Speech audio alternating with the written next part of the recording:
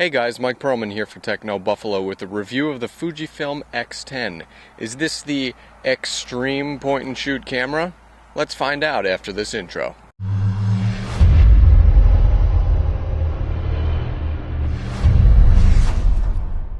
Ladies and gentlemen, joining me today is the Fujifilm X10. This is an advanced fixed lens point-and-shoot camera that excels in many departments.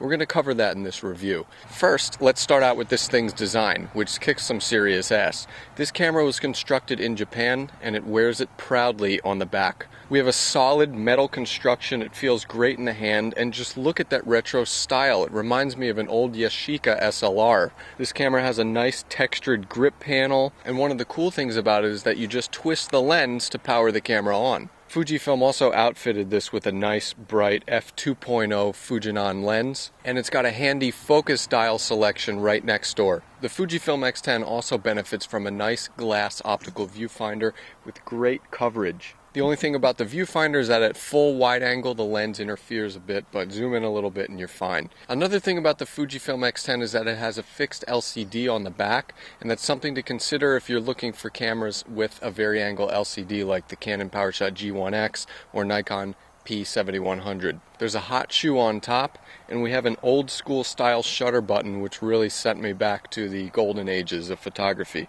A few last things about the X10, the battery life is kind of mediocre. Also, every once in a while I got this strange card error. After taking a picture while the image was processing, all of a sudden it would say card error, could not record, and I had to restart the camera.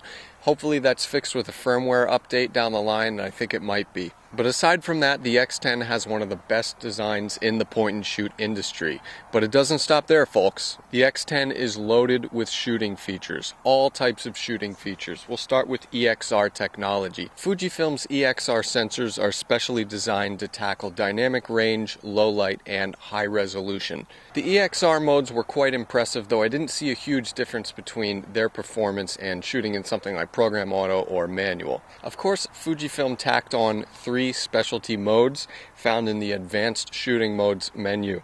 These were Pro Low Light, Pro Focus, and a Motion Panoramas 360. Now, one of the best things about the X10 was its selection of monochrome shooting modes. You could shoot in black and white with different tints like red or yellow, and the results were amazing. In manual mode, I had a shutter speed that went down to 30 seconds.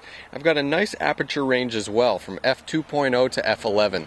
One of the great things about the X10 is its macro capabilities. There's a regular macro mode and a super macro mode, and super macro mode is kind of like a microscope. You could also adjust the color, sharpness, highlight tone, shadow tone, and noise reduction in camera.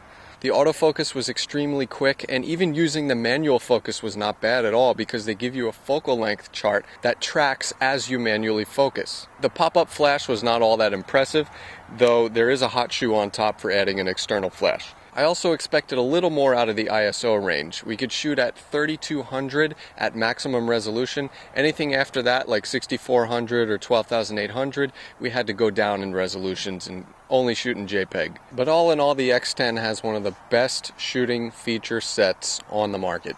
Now, as Meatloaf said, 2 out of 3 ain't bad. So what about image quality? Well, I'm here to tell you that 3 out of 3 ain't bad at all. The X10 is an excellent performer when it comes to shooting. It has a unique 2/3 size sensor, which falls just above a 1/1.7 inch chip that you find on cameras like the G12 or the P7100, and it falls just under the Nikon J1's 1-inch sensor. The sensor also has EXR technology, which means it employs various methods of pixel binning and diagonally mounted pixels for enhanced resolution, sensitivity, dynamic range, etc. The sensitivity, the detail, the color with this camera, especially those monochrome modes, is amazing. Low light sensitivity was much better than I expected out of a 2/3 size sensor, and I was really impressed with the lens performance. Now, the X10 also captures 1080p HD videos at 30 frames per second. Stack that up against the Canon G1X. Canon G1X only does 24 frames per second, so this camera does have the edge. I found the image quality in video mode to be very good, although I would have expected a little more shooting features in video mode. So what's the Buffalo call with the Fujifilm X10? Right now, in my opinion, this is the best budget fixed lens point and shoot on the market. Now if you have extra cash kicking around, look at the Fujifilm X100.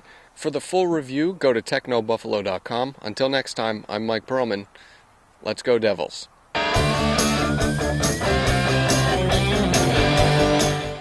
What did the throat doctor say to the pony? You're a little hoarse.